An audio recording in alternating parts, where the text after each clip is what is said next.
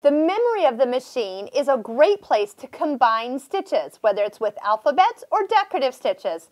Start by pushing the button that says PROG, or for short for program. When you do it, if you have, depending on what you have selected, you can pick and combine decorative stitches. Let's start there. Let's go ahead and go to row 4. So that's the decorative stitch, row 4. And let's select stitch number 25. It's a flower. And when I pick it, it will show up and even tell me that that is the stitch that it sees. The next one over is a leaf. So I'm going to just go ahead and touch number 26. So if I want to sew this out, I'm going to get flower, leaf, flower, leaf.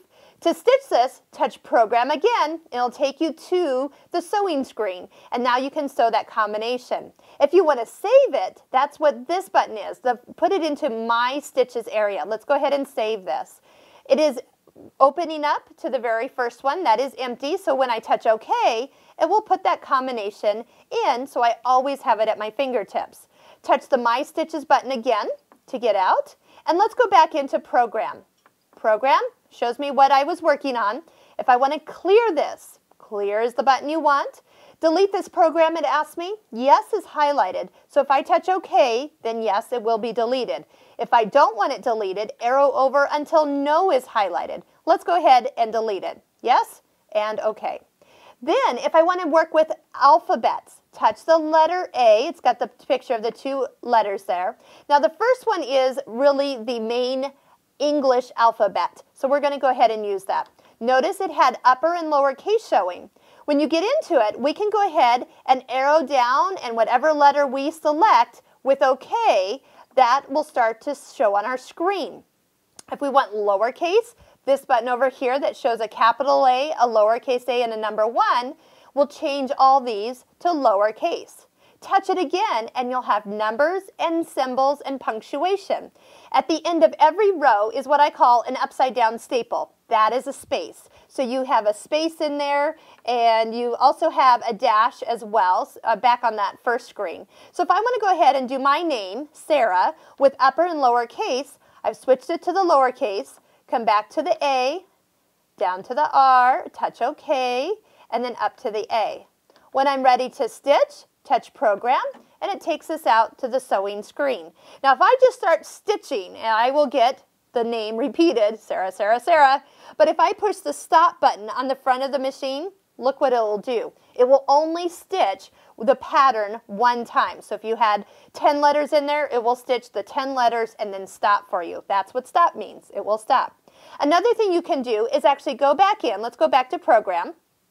We can actually arrow down. When you arrow down, you'll get to the second row. But if you arrow down again, you'll get down to an editing area. And now this little cursor will move. So if we wanted to add to the end of our sequence a heart, let's go ahead and add from our touch your stitch menu button.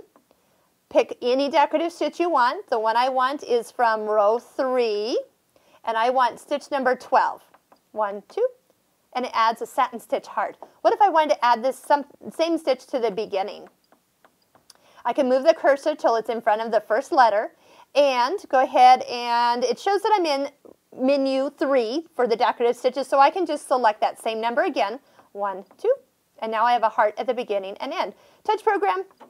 You can see that's ready to sew, and if I have stop on, then it's only going to stitch that one time. What if I want to save this? Let's go ahead and touch the My Stitches button.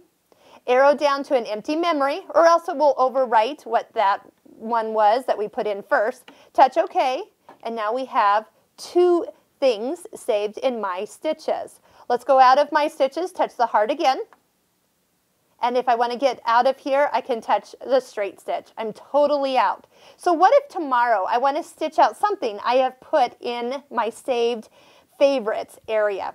Touch your stitch menu button, arrow down to the heart, touch OK. Here are our memories we have saved. You can arrow to the one you want, touch OK, and it'll pull it right up on the screen and have you ready to stitch. Let's see what this is actually going to look like. Here's the first memory we did. We're going to go ahead, and this is the flower and leaf. Now on screen, it's just showing me these patterns over and over and over. So I'll just stitch a little bit out. They always look so much prettier stitched out anyway. When I'm ready, I'll just push stop, Oh, I was right there at the end. Caught it before it started the next pattern. We'll lift it up and then we'll see what we have here. Isn't that pretty? So let's go ahead. I'm going to go to my stitches and load up my name with the heart here.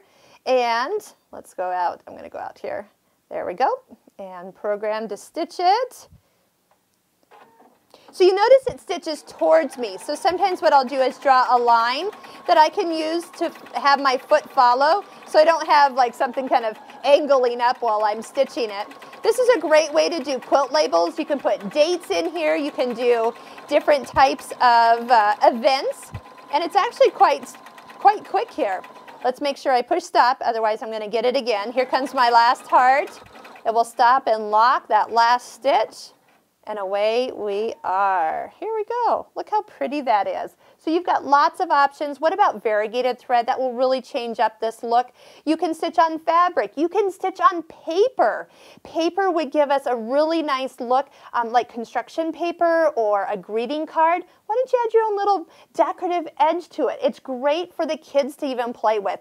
Honestly, they're probably going to figure it out before you do if you just let them know that there's lettering in this machine. So that's always fun to play with. There are so many combinations. A lot of them, what I'll do is do one stitch one way and then put the other one in mirror image. Just go ahead and engage the mirror image and it'll flip your stitch, and then they will stitch down, stitch one, stitch two, stitch one, stitch two, and it is a blast. Lots of combinations, and you never know what kind of extra stitches you'll come up with when you combine them together in memory.